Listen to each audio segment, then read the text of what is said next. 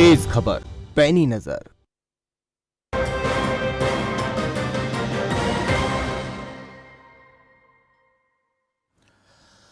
नमस्कार, खबर फास्ट पर स्वागत है आपका। मैं हूं आपके साथ भविष्य त्यागी। उत्तर प्रदेश के चुनाव से पहले प्रधानमंत्री मोदी उत्तर प्रदेश को पूर्वांचल एक्सप्रेसवे की सौगात देने वाले हैं। मंगलवार को प्रधानमंत्री इस एक्सप्रेसवे का लोकार्पण करेंगे। इससे पहले यह एक्सप्रेसवे सियासत का एक्सप्रेसवे भी बन गया है। समाजवादी पार्टी और बीजेपी में इसके निर्माण का श्रेय लेने की होड़ मची हुई है। पूर्वांचल एक्सप्रेसवे लखनऊ से शुरू होकर बाराबंकी, फैजाबाद, अंबेडकर नगर, सुल्तानपुर, अमेठी, आजमगढ़, मऊ और बलिया जिले से होते हुए गाजीपुर तक जाएगा। इन सभी जिलों में विधानसभा की 55 सीटें हैं। साल 2017 के विधानसभा चुनाव में इनमें से 34 सीटें बीजेपी, 11 सीटें समाजवादी पार्टी, 8 सीटें बीएसपी ने और 2 सीटें सुभाषपा ने जीती थी। अब इन 55 सीटों के राजनीतिक भविष्य की गाड़ी इस एक्सप्रेसवे से होकर गुजरेगी। ऐसे में एक्सप्रेसवे के निर्माण को लेकर क्रेडिट वॉर शुरू हो गया, तो इसी पर होगी आज चर्चा। तो इस पर चर्चा हम करेंगे। एक्सपर्ट पैनल भी हमारे साथ जुड़ेगा। हमारे पॉलिटिकल एडिटर संजीव कपासिया भी हमारे साथ होंगे। तो इस मुद्दे पर दरअसल बीजेपी और समाजवादी पार्टी में सियासी नूरा कुश्ती शुरू हो गई है। अब अखिलेश यादव ने, क्योंकि प्रधानमंत्री कल सुल्तानपुर की एयर स्ट्रिप से इसका लोकार्पण करने वाले हैं, तो समाजवादी पार्टी के मुखिया अखिलेश यादव ने 2016 का एक विज्ञापन भी जारी किया है और यह बताया कि जो योजनाएं, जो विकास कार्य समाजवादी पार्टी में शुरू हुए थे, बीजेपी की, माफ कीजिएगा, यूपी की बीजेपी सरकार उन्हीं विकास कार्यों को दोबारा से अपने नाम से बताने की कोशिश कर रही है।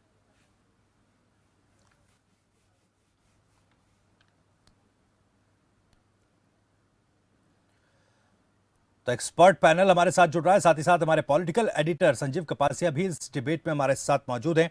संजीव, आप मेरे साथ इस डिबेट को आगे लेकर जाएं। मेरा सवाल यह कि उत्तर प्रदेश में जिस तरह से नूरा कुश्ती बीजेपी और समाजवादी पार्टी के बीच चल रही है, विकास का मुद्दा है, लेकिन ये क्रेडिट वॉर की एक स्थिति प्रदेश में शुरू हो गई है।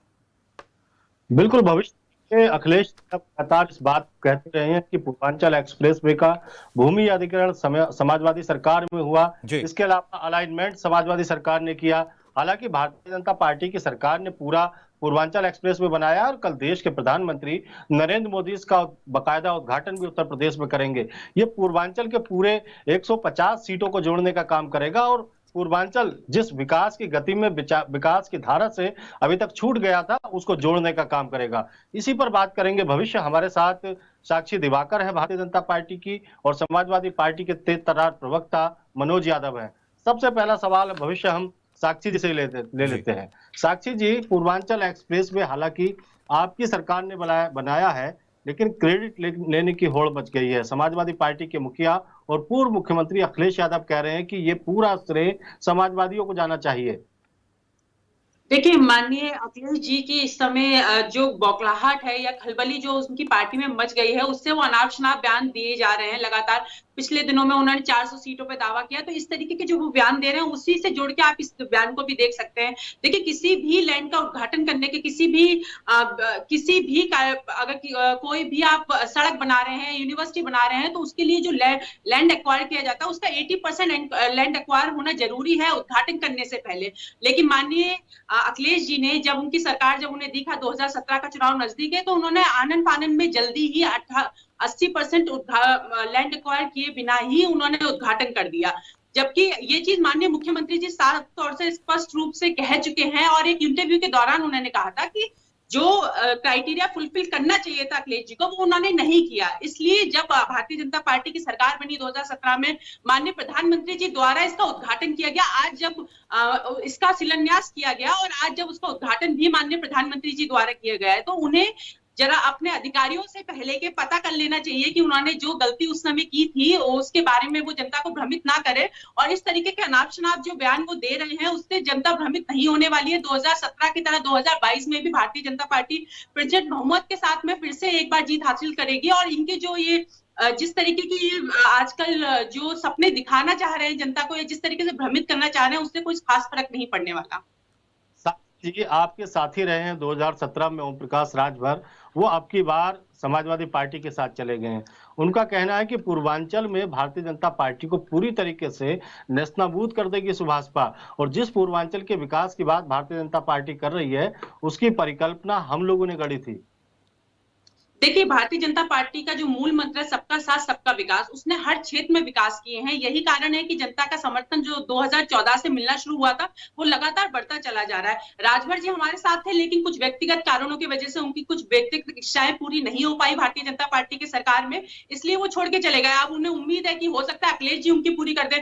वैसे एक बात देखने वाली ये भी है कि कल तक वो खुद मुख्यमंत्री बनाना चाह रहे थे, वो 5 मुख्यमंत्री बनाने के दावा कर रहे थे, उनमें से वो खुद भी एक थे, लेकिन अब उन्हें जब 5 मुख्यमंत्री के दावेदार नहीं मिले तो वो दूसरी पार्टी में सम्मिलित हो गए। अब उनका ये कहना है कि अगर एक भी सीट उन्हें नहीं मिली तब भी वो माननीय अखिलेश जी को बनाएंगे। तो ये सत्ता के लिए जो ये व्यक्तिगत इच्छाएं पूर्ण करने के लिए जो राजनीति की जाती है, उससे जनता उससे उनका जो दोहरा रूप है उसको पहचान चुकी है। यही कारण है कि अब उनका जो जन समर्थन 2017 में देखने को मिलता था ओपी राजभर जी का, वो अब कम होता नजर आ रहा है। तो जनता बहुत जागरूक है। उत्तर प्रदेश एक उत्तम प्रदेश बनने की राह पर है, लगातार हर क्षेत्र में कार्य हो रहे हैं, बिना किसी भेदभाव के हो रहे हैं। सबसे बड़ी बात जो हमारी कामयाबी मैं समझती हूँ वो है बिना किसी भेदभाव के हम कार्य कर रहे हैं। पहले जो थी राजनीति वो सीमित थी, सीमित क्षेत्र तक थी, सीमित धर्म तक थी, सीमित परिवारवाद तक सीमित थी, लेकिन अब जो है सबका साथ सबका विकास के नारे के साथ में हम लगातार हर क्षेत्र में कार्य कर रहे हैं। साक्षी जी हमारे साथ मनोज यादव हैं।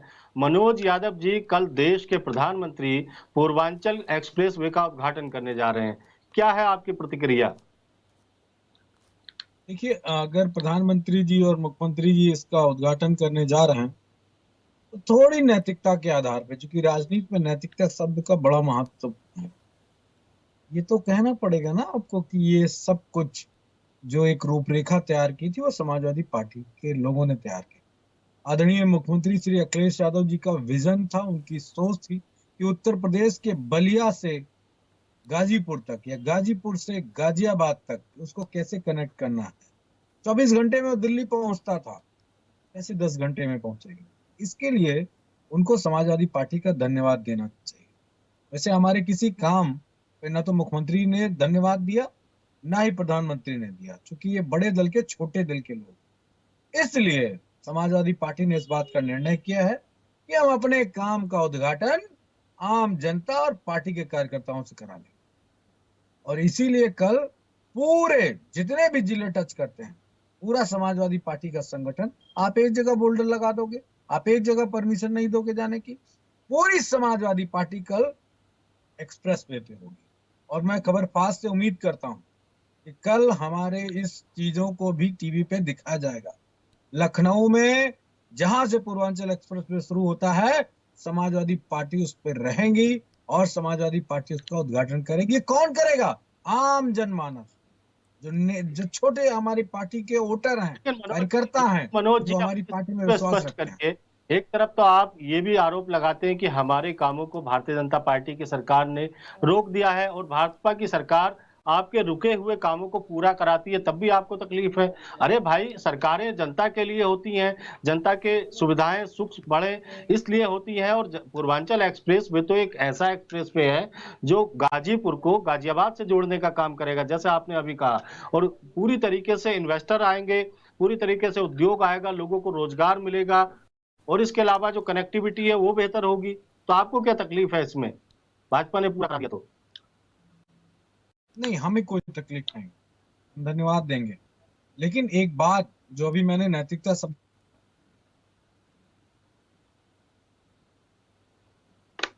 साक्षी जी शायद डिस्कनेक्ट हो गए हैं मनोज यादव जी। साक्षी जी ये कह रहे हैं कि नैतिकता के आधार पर समाजवादी पार्टी को धन्यवाद देना चाहिए, लेकिन सबसे बड़ा सवाल तो यही है कि पूर्वांचल जिसमें 150 सीटें हैं और 124 सीटें आपकी पार्टी ने जीती थी सहयोगी दलों के साथ, और कुछ सहयोगी भी आपके छूट गए हैं, तो आपको लगता है कि पश्चिमी उत्तर प्रदेश में जिस तरीके की मजबूती समाजवादी पार्टी और लोकदल की है, पूर्वांचल में ओम प्रकाश राजभर और समाजवादी पार्टी कहीं ना कहीं आपकी जो जीत की राह है उसमें आड़े आ रही है?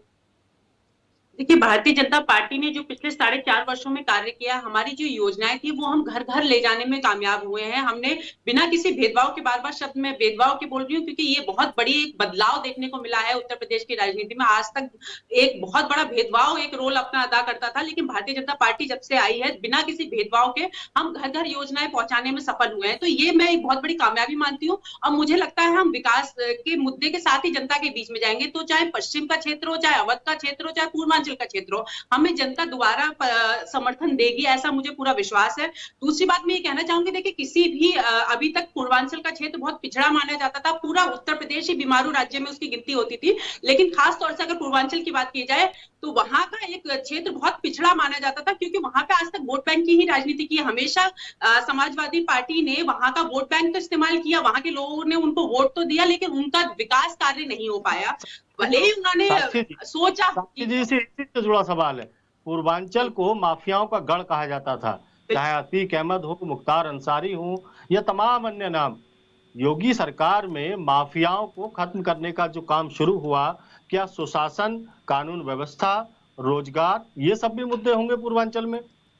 देखिए, पूर्वांचल में ही नहीं पूरे प्रदेश में होंगे क्योंकि दंगों का प्रदेश माना जाता था उत्तर प्रदेश आज से 2017 से पहले। यहाँ पे लोग बिजनेस करने के लिए आना नहीं चाहते थे। यहाँ का जो इन्वेस्टमेंट समिट होता था वो दिल्ली जाके किया जाता था। तो लगातार एक बहुत बड़ा, अब ना सिर्फ इन्वेस्टमेंट समिट उत्तर प्रदेश का उत्तर प्रदेश में ही होता है, बल्कि बहुत सारे इन्वेस्टमेंट्स भी आते हैं, उसके ऊपर अब कार्य भी हो रहे हैं। कोरोना जैसी महामारी का जो हमने सामना किया था उसमें भी जीवन और जीविका को दोनों को बचाने में माननीय मुख्यमंत्री जी सफल हुए। तो ये सारे चीजों के साथ ही हम जनता के बीच में जाएंगे। और देखिए, किसी भी क्षेत्र में अगर विकास चाहते हैं तो उसमें एक मोड ऑफ कम्युनिकेशन बहुत स्ट्रांग होना चाहिए। और मुझे लगता है ये जो पूर्वांचल एक्सप्रेस वे बना है उसके माध्यम से वहां पे कई विकास के रास्ते खुलेंगे और जनता को बहुत सहूलियत मिलने वाली है। ठीक है, मनोज यादव जी से एक सवाल, संजीव जी मैं एक सवाल करना चाहूंगा। मनोज यादव जी, आप कह रहे हैं कि भाई अखिलेश यादव का आइडिया था एक्सप्रेसवे को लेकर, उसी को अब दोबारा से उद्घाटन कर रहे हैं, और आप ये भी दावा कर रहे हैं कि समाजवादी पार्टी के जो तमाम कार्यकर्ता है वो इसका उद्घाटन करने के लिए कल एक्सप्रेसवे पर होंगे, प्रदर्शन करेंगे।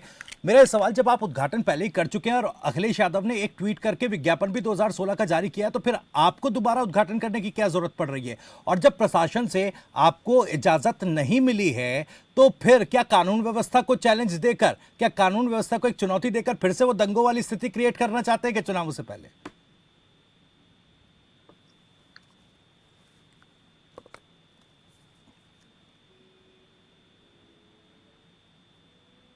विधानसभा इस योजना किया था, मैं साथ वहां उपस्थित था, मुझे अच्छे से याद है। और चौधरी चरण सिंह जी की मूर्ति जहां लगी है, संजीव जी को बेहतर तरीके से मालूम है, उसी जगह ये प्रोग्राम किया था। लोक भवन बन रहा था, लोक भवन कंप्लीट हो रहा था काम। तो उद्घाटन करना भी हमारा, और कोई हमारे राष्ट्रीय नेतृत्व नहीं उद्घाटन करने जा रहा। जिस जनता को समर्पित होने जा रहा है वो जनता उद्घाटन करेगी, खुशियां मनाएगी और फूल की वर्षा होगी। इसलिए क्योंकि एक बड़ी बात हमारी बीजेपी की प्रवक्ता महोदया ने कितने अच्छे से कहा कि गरीब राज्य था, तो ठीक है ना, तो आप थोड़ा 12 से 17 तक देखिए उत्तर प्रदेश को कितने अवार्ड मिले हैं। अखिलेश यादव जी ने जो एक विज्ञापन ट्वीट पर जारी किया 2016 का, उसमें तो वो बता चुके थे कि हम उद्घाटन कर चुके हैं इसका। उसके बाद चुनाव हुए, उसके बाद चुनाव होने पर 11 सीटों पर आज सिमट गए थे, 34 सीटें बीजेपी को दी थी जनता ने। वही बौखलाहट है क्या? हमने उसका शिलान्यास किया, उद्घाटन तो कल होगा जी। उद्घाटन किया था एक्सप्रेस वे जो था आगरा से लखनऊ जी, उसका उद्घाटन किया गया। उद्घाटन हमने किया था, तो ठीक है सर, आपने शिलान्यास किया था, ठीक है, मान लेता हूं संजीव जी आप भी इस पर रहिएगा। आपने अगर शिलान्यास कर दिया था, बीजेपी ने उसे अच्छे तरीके से पूरा करके उसका उद्घाटन कर रहे हैं, तो आप ये भी तो कहिए ना, मानिए इस बात को कि जो हमने शुरू किया था बीजेपी ने उसे मुकम्मल अंजाम तक पहुंचाया। भविष्य जी, आपका बेहतरीन सवाल है। अगर वो बेहतर काम हो जाते जी, बीजेपी अभी राष्ट्रीय अध्यक्ष जी ने कहा कि शौचालय सबसे ज्यादा बनवाए। इस एक्सप्रेस वे के किनारे 350 किलोमीटर में कहाँ शौचालय बना? एक्सप्रेस वे पे अगर चले होंगे तो उसकी सुविधाएं होती है ना, आप तो रोड से उतर भी नहीं सकते नीचे। तो आप सोचो, अगर हमारी महिलाएं, बहनें, माताएं अगर उस एक्सप्रेस वे से जा रही हैं, उन्हें शौचालय का अगर इस्तेमाल करना है तो कहाँ जाएंगे जी? किस बात की जल्दबाजी है? आप तो 50 साल तक बात करने वाले हो। और फिर जो क्वालिटी रोड की दी गई है, मैं चल चुका हूँ, मुझे मालूम तो आप ये कह रहे हैं कि बीजेपी ने काम पूरा नहीं किया है, तो आप भी, आपके कार्यकर्ता भी आधे अधूरे काम का क्रेडिट लेने के लिए उतर रहे हैं कि भाई हम उद्घाटन करेंगे इस आधे अधूरे काम का। काम किया है, वो कंजूसी से काम किया, छोटे दिल से काम किया। नहीं, छोटे दिल से काम किया सर, मैं आप ही की बात पर हूं, मैं आप ही की बात पर हूं। तो आपके कार्यकर्ता भी कल क्या इसी जोर आजमाइश में है कि इस आधे अधूरे का काम का भी क्रेडिट हमें मिल जाए?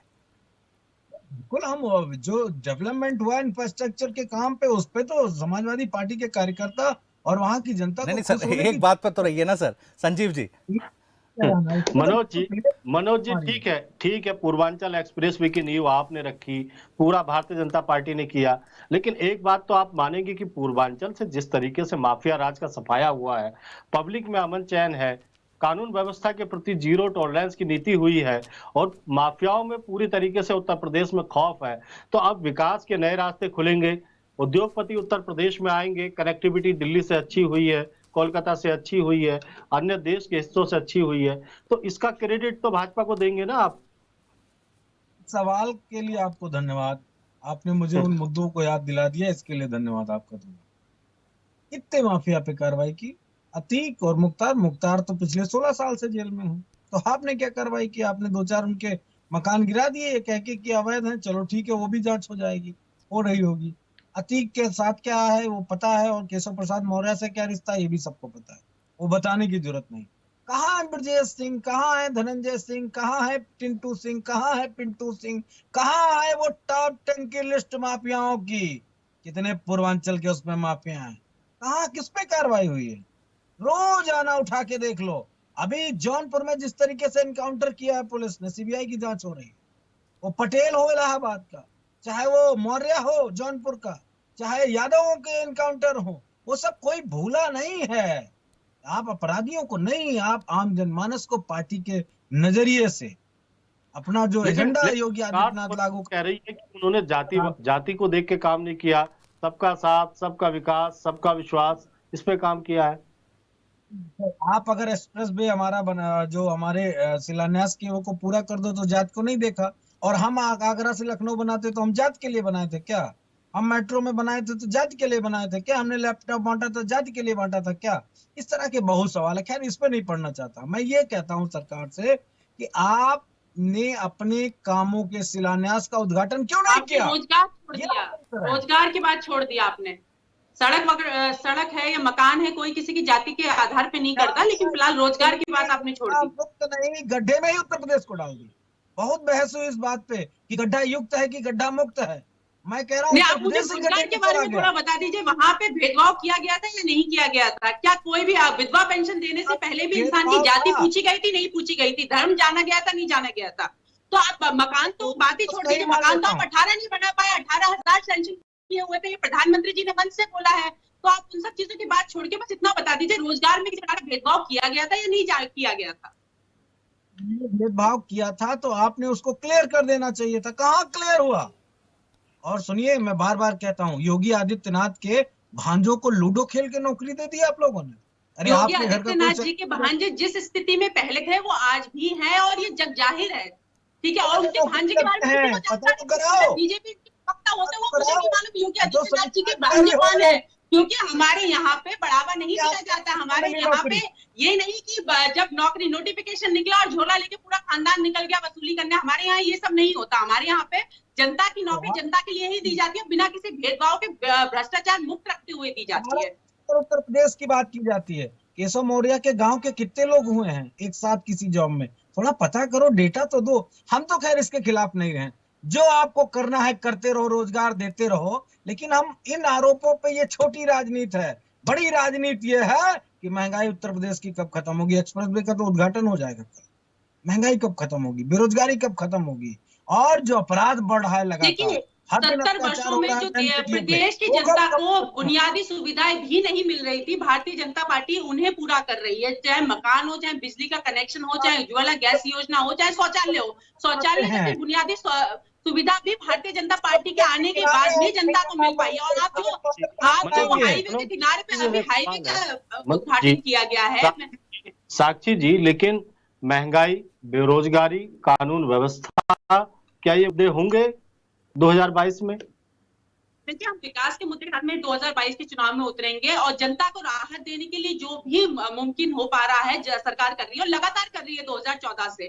अभी भी कोई पिछले दिनों में तेल का प्राइस कम किया गया, तो लगातार जो भी मुमकिन हो पा रहा है वो सुविधा दी जा रही है जनता को। तो और जनता को भी हम पे विश्वास है कि सरकार अगर कुछ कर रही है वो हमारे हित के लिए ही कर रही है।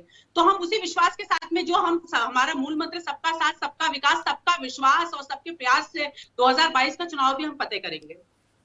ठीक है साक्षी जी, ये बताइए कि पूर्वांचल एक्सप्रेसवे के किनारे जो उद्योग की अवधारणा भारतीय जनता पार्टी के सरकार के मुख्यमंत्री ने बताई थी वो क्या है? किस तरीके के उद्योग लगेंगे, किस तरीके की देखिए, इन्वेस्टमेंट कॉरिडोर उसमें बनाया जा रहा है। वहां पे अभी जो अगर पूर्वांचल की बात किया जाए, वहां पे बहुत सारे रिसोर्सेज हैं, वहां पे बहुत ज्यादा डेवलपमेंट हो सकता है, क्योंकि अभी डेवलपमेंट का कुछ भी नहीं हुआ है वहां पर। तो जो डेवलपमेंट हो सकता है, अब इन्वेस्टमेंट कॉरिडोर, इंडस्ट्रियल कॉरिडोर दोनों साइड पे लगेगा और आने वाले समय में एक बहुत रोजगार के माध्यम भी खुलेंगे।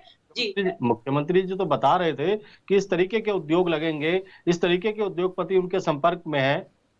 वो कौन लोग हैं? कौन उद्योग के लिए देखिए, उद्योग के लिए एक तो हम लोग ने जो अभी इन्वेस्टमेंट समिट हुआ है उसके माध्यम से बहुत सारे एमओयू साइन हुए हैं, तो उस पे कुछ पे काम कर भी रहे हैं और उसमें से भी कुछ कार्य वहां पर भी होंगे। पूर्वांचल एक्सप्रेसवे के जो साइड में कॉरिडोर बन रहा है उसमें भी होंगे और लगातार जो वन डिस्ट्रिक्ट वन प्रोडक्ट का हमारा वो है, उसके माध्यम से हम कई रोजगार, बहुत सारे रोजगार दे रहे हैं। नई नई एमएसएमई, लगभग 82 लाख एमएसएमई लगाने में भारतीय जनता पार्टी सफल हुई है। तो लगातार रोजगार के कई साधन जनता को दिए गए हैं। और एक एक्सप्रेसवे, आगरा एक्सप्रेसवे और यमुना एक्सप्रेसवे के किनारे जो उद्योग स्थापित हुए हैं उनकी कुछ डिटेल बता सकती है दर्शकों को? देखिए, आगरा एक्सप्रेसवे के किनारे कॉरिडोर बना हुआ है, लेकिन डिटेल मेरे पास इस समय नहीं होगी। और आप हमारे सपा के प्रवक्ता भाई हंस रहे हैं तो उन्हीं से पूछ लीजिए, क्योंकि अभी मैं कुछ बता भी दूंगी तो वो कहेंगे ये हमने इसकी आधारशिला रखी थी, हमने इसकी नींव रखी थी। मुझे इस बारे में जानकारी नहीं है, लेकिन हाँ, हर क्षेत्र में कार्य हुए हैं और जो एमएसएमई के माध्यम से हमने लगभग 82 लाख एमएसएमई बनाने में कामयाब हुई है भारतीय जनता पार्टी। साक्षी जी, फिल्म सिटी की क्या पोजीशन है? काम शुरू हुआ कि नहीं, यही बता दो। देखिए, लैंड एक्वायर हो चुका है, उस पे काम शुरू हो रहा है, उसका सारा लैंड एक्वायर हो चुका है फिल्म सिटी। ठीक है, ठीक है। मनोज जी मुस्कुरा रहे हैं। मनोज जी, क्या आपको लगता है कि पूर्वांचल एक्सप्रेसवे के किनारे जिन उद्योगों की परिकल्पना मुख्यमंत्री कह रहे हैं, क्या पूर्वांचल एक्सप्रेसवे के किनारे वो उद्योग लगेंगे? क्योंकि हमारे सामने ये आगरा एक्सप्रेसवे है, यमुना एक्सप्रेसवे है, उसके किनारे कितने उद्योग लगे हैं ये सबके सामने है। कि मैं इसी बात को लेके मैंने अपनी उंगली उठाई थी। आप ये बताइए, एक्सप्रेस वे नोएडा से लेके और आगरा तक था, आगरा से लेके और लखनऊ तक, वन डिस्ट्रिक्ट वन प्रोडक्ट ताला हो, हाथरस का कोई प्रोडक्ट हो, मथुरा का कोई प्रोडक्ट हो, आगरे का हो या कन्नौज का हो या कानपुर देहात का, उन्नाव का या लखनऊ का, जितने भी, फिरोजाबाद भी उसमें जुड़ा। क्या लगाया है सरकार ने? क्या मदद की? अरे हमारे पास तो हमने जमीनें अलॉट की थी, हमने मंडियां बनाई थी, उन मंडियों को तो पूरा नहीं किया। जो किसानों को लेके आय दोगुनी करने की बात 1 जनवरी से प्रधानमंत्री जी ने उत्तर प्रदेश के मुख्यमंत्री करते रहते, मंडी बनाना चाहते थे आगरा एक्सप्रेसवे के किनारे, जब नहीं बनाया तो यहाँ क्या बनेगा? अरे यहाँ तो सिर्फ मूर्ख बनाया जा रहा है, सिर्फ मूर्ख बनाया जा रहा है बीजेपी के द्वारा। और अगर ये जो खाका आज आप अपनी टीवी पे दिखा रहे हैं लाइन, अगर ये समाजवादी पार्टी ने शुरुआत न की होती तो ये भी नहीं बन सकता था। मैं दावे से कह रहा हूँ ये भी नहीं बनता, क्योंकि इनके एजेंडे दूसरे हैं, इनकी सोच दूसरी है। इन्हें उत्तर प्रदेश को डेवलप नहीं करना, अगर करना होता तो उत्तर प्रदेश डबल इंजन की बुलेट ट्रेन की स्पीड में बहुत आगे निकल जाता।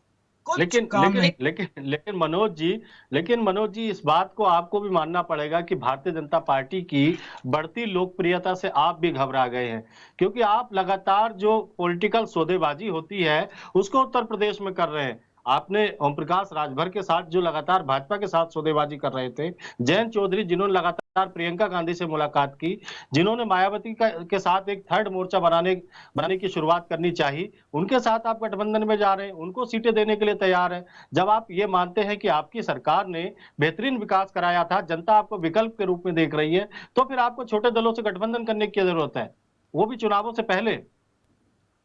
ये वाली बात तो बीजेपी पे सटीक है और बीजेपी से कुछ सीखा जा सकता है कि कैसे इतना बड़ा राजनीतिक दल होके छोटे छोटे राजनीतिक दलों से गठबंधन करके सरकार कैसे बनाते हैं। ये तो बीजेपी से सीखा जाता है। बीजेपी देखिए, को पुराने साथियों को साथ लेके चलने में कोई बुराई नहीं होती है, और भारतीय जनता पार्टी के जो दोनों गठबंधन हुए हैं वो पुराने साथी रहे हैं, अभी नहीं बनाए हैं।